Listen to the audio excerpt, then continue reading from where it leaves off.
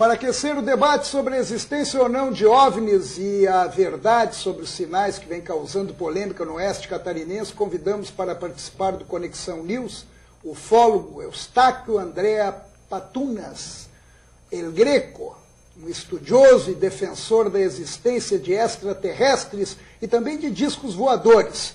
Boa noite. Boa noite, Paulo. Obrigado por ter vindo. E também conosco, mas com uma opinião fundamentada e contrária, recebemos o professor Adolfo Stotz Neto, presidente do Grupo de Astronomia da Universidade Federal de Santa Catarina. Boa noite. Boa noite, Paulo. Obrigado por ter vindo. Prazer. E existe ou não ET, professor? Não. Existe, não. Mas aqui diz que existe. E agora? É isso que nós vamos discutir daqui a pouquinho. Tá, então vamos começar pelo seguinte. Esses sinais, ou pelo menos isso que a gente está vendo no oeste de Santa Catarina, isso tem fundamento ou não? Isso é, de repente, sinal de extraterrestre, como falam, ou é uma fraude? Bom, se me permite, Pois não, consideremos a minha frase inicial dizendo que não existem ETs. Eu agora espero a concordância dele. Existem sim, mas só que são ETs aqui da Terra que fazem esses sinais. São pessoas que fazem em tom de brincadeira. Por outro lado, a possibilidade de vida no universo é muito grande, porque o universo é praticamente infinito. Nós temos aí imensurável, eu não tenho como te dar uma noção de tamanho do universo, do número de estrelas semelhantes ao Sol, extremamente semelhantes. E o espalhamento delas pelo universo é fantástico. Não há por que eu afirmar que apenas a Terra é habitada por seres ditos inteligentes. Ditos inteligentes. Né? Se você for até a Lua Europa de Júpiter, embaixo da calota de gelo da Lua Europa, tem água. E essa água, numa temperatura que não temos certeza qual é, mas se for um pouquinho menos gelado do que a parte de fora, pode comportar micro-organismos. Vida fora da Terra é uma coisa que deve ser comum, até certo ponto comum no universo. E não precisa ser exatamente como o ser humano da Terra. Pode ter um outro tipo de vida que exija não a água de repente? Muitas são as possibilidades, Paulo, mas poucas coisas acontecem, né? É evidente que o universo é homogêneo e isotrópico, ou seja, o universo, em qualquer lugar que você for do universo e olhar para o resto, você vai ver estrelas, galáxias, meteoros, meteoritos, parari, parará. Ou seja, o universo não tem uma distribuição especial. Os elementos da tabela química que nós conhecemos são os que existem no universo. Sendo que 90% do universo é hidrogênio, o resto é poeira. E é dessa poeira que nós somos feitos. É dessa poeira que os seres vivos são feitos. Né? É evidente que a possibilidade de existir em outros mundos habitados ou não é muito grande. É claro que para afirmar que existem eu teria que ter uma prova cabal, né? Cabe ao acusador o ônus da prova. O senhor tem essa prova? Eu não tenho a prova de que existem extraterrestres. Mas, por outro lado, eu já tive desde pequenininho, desde os meus 10 anos de idade, eu vi disco voador, o que muita gente ainda não viu, ou já viu, né, não pôde. Eu já vi disco voador. O que eu digo disco voador? É um objeto discoidal, realmente como diz disco voador, 2 pratos interpostos, não foi uma única vez. Vi com os meus próprios olhos, chamei meus pais, meus amigos, em 3 ou 4 ocasiões, discos voadores. Luzes voando no céu, isso aí já vi muitas coisas, mas esses são os UFOs, ou os OVNIs, os objetos voadores não identificados. Em sendo não identificados, eu não posso chamá-los de discos voadores. Agora, se existe disco voador, que eu já vi, muita gente já viu, pode ser coisa fabricada aqui na Terra, que muitos governos dizem que não é. Tem-se a história da tentativa dos nazistas na Segunda Guerra, né? Tentaram fazer alguns discos voadores que no meu estudo todo esse tempo não saíram do chão. Então, se alguém tripula esses discos voadores, quem são esses? A maioria das pessoas costuma dizer que devem ser extraterrestres. Podem ser extraterrestres, podem não ser extraterrestres. Não é porque eu sou ufólogo que eu acho que lá dentro dos discos voadores tem ETs. Porque eu não parei, não identifiquei nenhum, não entrevistei nenhum até hoje. Mas eu creio que há, como disse bem o professor, que eu não duvido que exista vida fora da Terra, isso eu não duvido, eu não posso dizer que não. Agora, eles nos visitam, interagem conosco? Não posso te afirmar. Mas existem muitas coisas estranhas que fazem com que a gente, ao menos, tenha dúvidas sobre o fenômeno ou não. Agora, os senhores certamente já leram um livro da minha época de adolescência, eram Os Deuses Astronautas. Com toda certeza. Um livro que fez um grande sucesso na época e que mexeu com muita gente. Aquele livro conta algumas, ou pelo menos levanta algumas dúvidas. Agora, voltando ao assunto, que estava naquele livro, voltando ao assunto daqui, quem está fazendo aquilo é alguém que está fazendo uma brincadeira de mau gosto, de repente, ou aquilo tem algum fundamento científico? Você se refere ao livro do Daniken? Não, eu estou falando agora aqui em Santa Catarina, depois eu volto para o livro do Daniken. Aqui em Santa Catarina, eu conhecendo, me permite? Não, sim, claro. Pois não. Conhecendo o assunto já há muito tempo, pesquisando círculos ingleses, tudo, eu tenho absoluta certeza, pela simplicidade, por ser tão rudimentar aquele círculo, pelo tamanho dele e pela simplicidade, é óbvio, ululante, eu ponho a mão no fogo, ponho minha reputação dizer que aquilo lá é de autoria humana. Por mais perfeito que seja, fazer um círculo perfeito é a coisa mais simples do mundo. Então, aquilo em Ipaussu, indubitavelmente é humano. Não que se questione os demais de todo mundo. Nós estamos falando especificamente de Ipaussu. Agora o professor até falou que é fácil fazer, pega uma tábua. Facílimo. Veja bem, eu recomendo um segundo livro, Nem Deuses Nem Astronautas, de um físico americano que faz o contraponto. Porque as afirmações contidas no Eram os Deuses Astronautas, elas são, sabe, tipo horóscopo feito em cima da hora. O horóscopo é assim, você hoje vai sair à rua e provavelmente vai encontrar alguém que há muito tempo você não vê. Ora, isso é uma questão muito genérica aí. Se você amanhã ou depois encontrar alguém que você faz tempo que não vê, você vai dizer, pô, o cara tem razão. E assim vai. Então, o livro do Daniken é cheio dessas generalidades. Se sabe, por exemplo, na planície de Nazca, aqui no Peru, que aqueles desenhos feitos nas pedras representavam as constelações do céu que os incas tinham ali, a constelação do macaco, a constelação de E por que aquele tamanho gigantesco? Para o Deus de cima atender. Então, o mito... Porque o senhor já tem uma visão diferente disso. Não, eu tenho uma visão, não, que eu defenderia, faria uma interrogação, o porquê disso. É uma questão religiosa, Por que aquele tamanho, né? Religiosidade. Por que a pirâmide do Egito é tão grande, né? Por que o Colosso de Rhodes era o que é?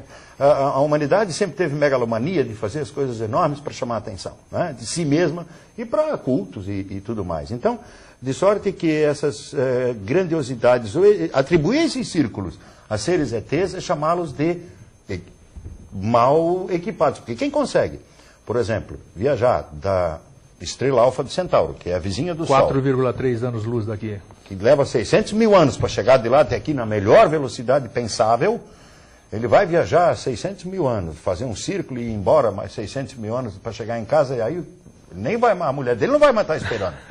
Com certeza, não é verdade?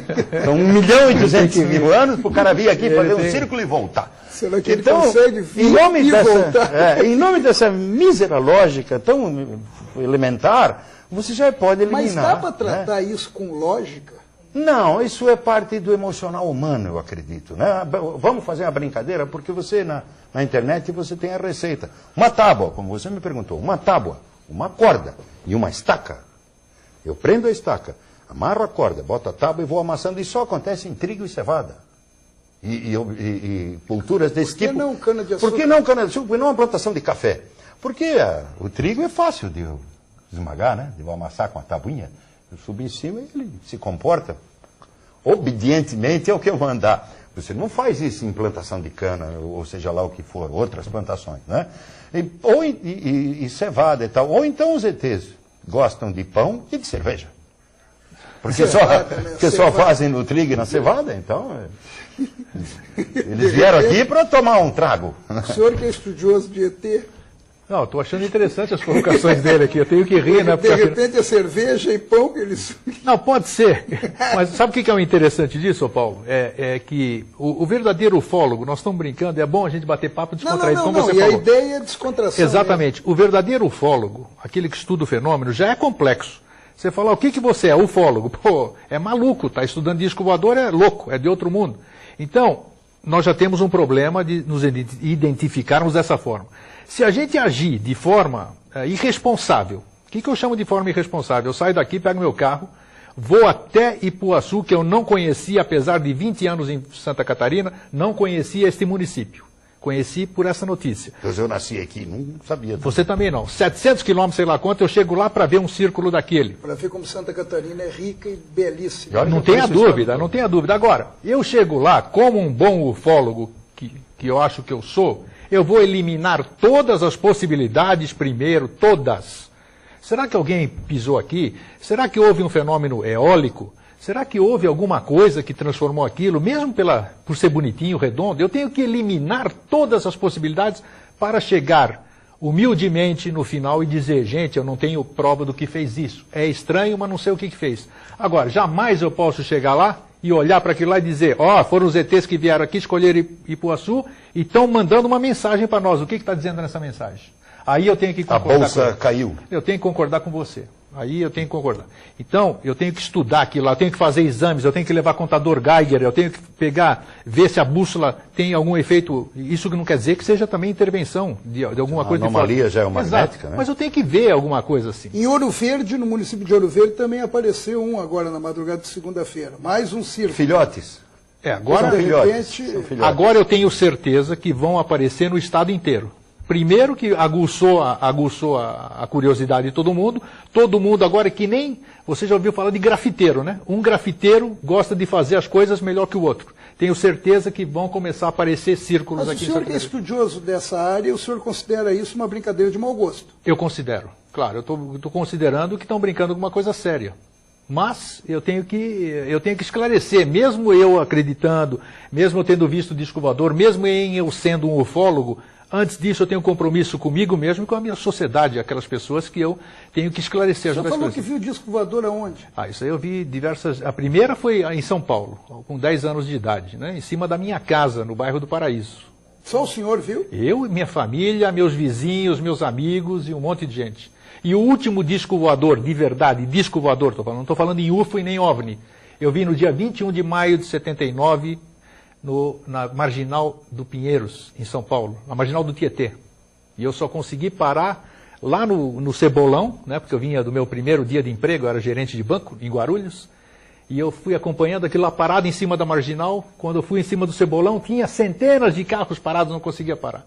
Quando eu consegui, todo mundo começou a entrar dentro do carro e foram embora. Depois noticiou nos jornais tudo, parado em cima. Foi a última vez que o senhor viu? 21 de maio de 79, a última vez. Depois, nunca mais. O senhor não acredita? Desculpa. Não, uai, claro, uai. Desculpa, mas eu sou obrigado a declinar dessa. Veja bem, eu não posso acreditar, nem deixar de acreditar na palavra do Eustáquio, porque a palavra dele recebe o meu respeito e a minha consideração. Perfeito. Mas eu argumento da seguinte forma, Paulo. Ano que vem, 2009, são 400 anos em que Galileu Galilei, no dia 6 de janeiro de 1609, passou a mão numa lunetinha que ele comprou de um holandês, melhorou um pouco as lentes e apontou para o céu e olhou a lua e começou a descobrir os mistérios do universo, que até então eram questões unicamente dirigidas pelo Papa, né? O sujeito não podia nem se meter na questão astronômica, porque eram propriedade da igreja de então, isso é no começo do Renascimento. E, a partir dali, são 400 anos em que, hoje, eu não consigo estimar o número de telescópios que apontam-se para o céu. Eu, particularmente, olho o céu desde que me lembro, né? Estudamos o céu, acompanhamos nos observatórios do mundo todo as nossas naves espaciais. Tem um observatório particular. Tenho até um particular, além do que existe no planetário na UFSC, eu tenho em casa para aproveitar as noites boas, que são poucas em Florianópolis, infelizmente. Né? Temos mais chuva do que... Sabe que meus colegas cobram disso aí que você está falando? Eu acho interessante, você pode esclarecer, inclusive, que o ângulo, quando você mira com o telescópio, você tem como é que se diz, um foco muito pequeno perante o todo. Talvez por isso, segundo os meus colegas, não se teria filmado ou fotografado, exatamente por estar focado numa única direção pequena. A questão é a seguinte, quando eu estou fazendo observações, eu tenho o céu à minha disposição. Claro. Obviamente que eu vou focar num determinada estrela, determinado planeta, determinada aglomerado, isso e aquilo, os Você está diferentes dizendo que entes. ninguém viu nenhum Mas OVNI nesses por ali. 400 anos Não, não isso há é nenhum interessante, relato de astrônomos que normalmente são pessoas que olham para o céu. Claro. Olham Claro, sempre para o céu. Isso. Né?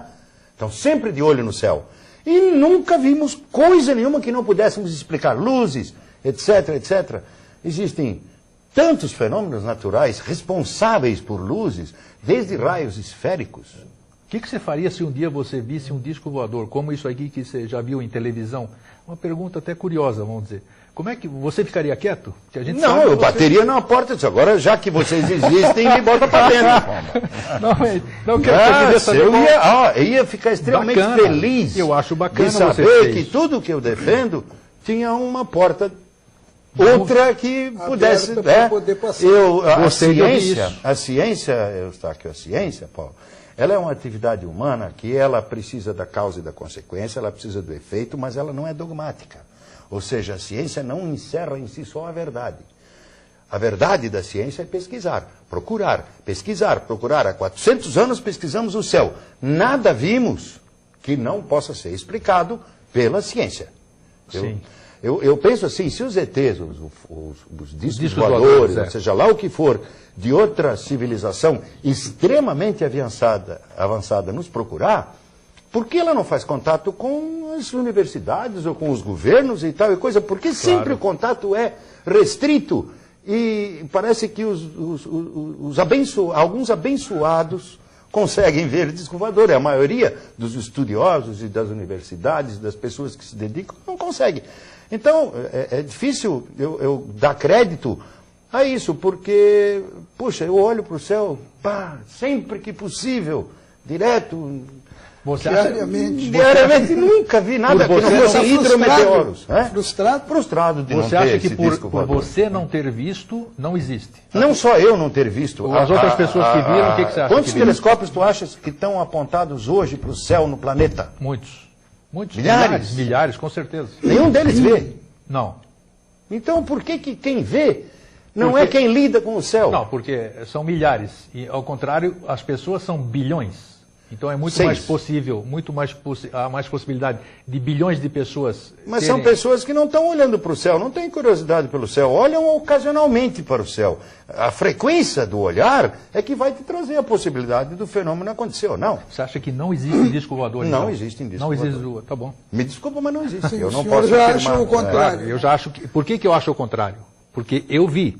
Se eu não visse, talvez eu dissesse não existe disco voador. Mas eu vi, não estou louco, as testemunhas comigo não estão loucas.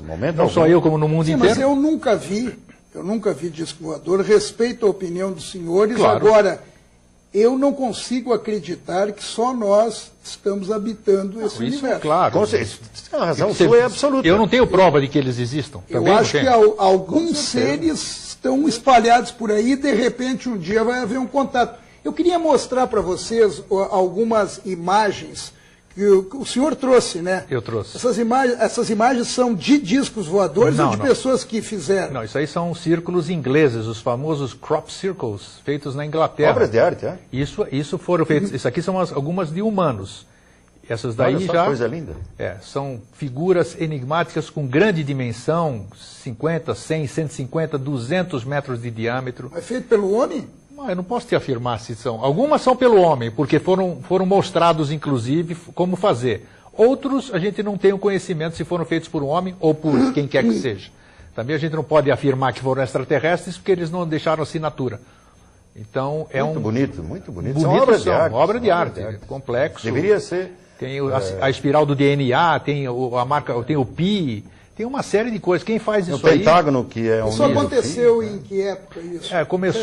Começou na década de 90 e está até hoje cada vez mais sofisticado. Cada círculo é cada vez mais... São muito bonitos, são obras de arte, com certeza. E se você ver, você só pode ver também de cima. Exemplo daquilo que o Adolfo falou realmente de Nazca.